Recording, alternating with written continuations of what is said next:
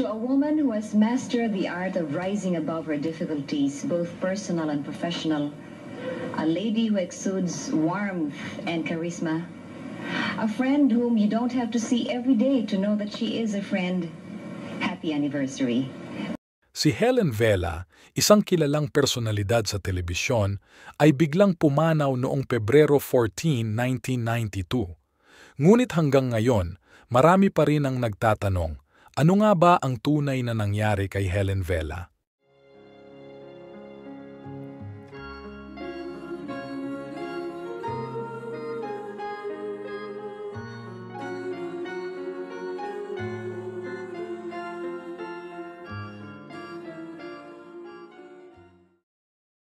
Si Helen Vela ay ipinanganak noong Oktubre 31, 1946. Kilala siya bilang isang mahusay na TV host, actress at radio announcer. Ang kanyang programang Lovingly Yours, Helen ay naging isa sa mga pinakapaboritong show ng maraming Pilipino.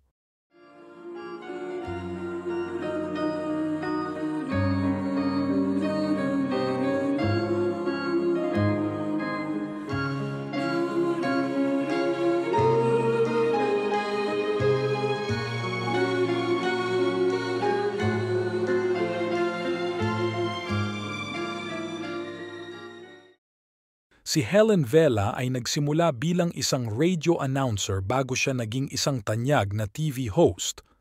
Ang kanyang show na Lovingly Yours, Helen ay nagsimula bilang isang radio program bago ito naging isang television show.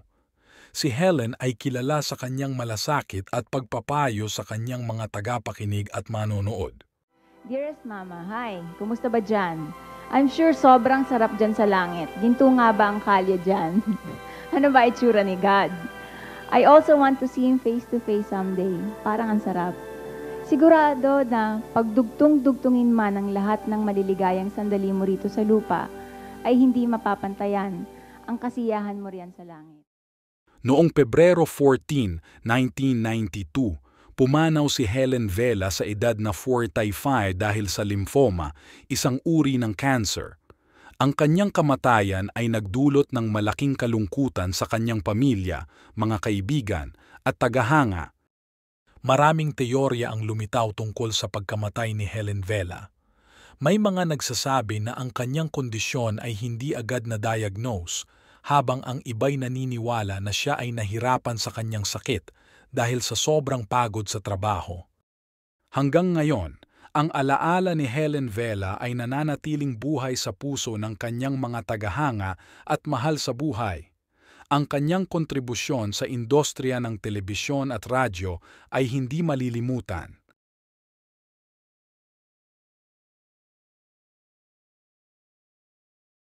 Ang buhay at kamatayan ni Helen Vela ay nagbibigay inspirasyon at nagtatanong sa atin.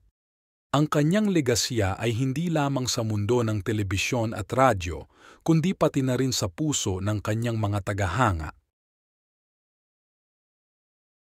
Ito ang kwento ng pagkamatay ni Helen Vela. Kung mayroon kayong impormasyon o opinyon tungkol sa kanyang pagkamatay, huwag mag-atubiling magkomento sa ibaba at ipagpatuloy ang talakayan. Dito lang yan sa Pinoy Wisdom.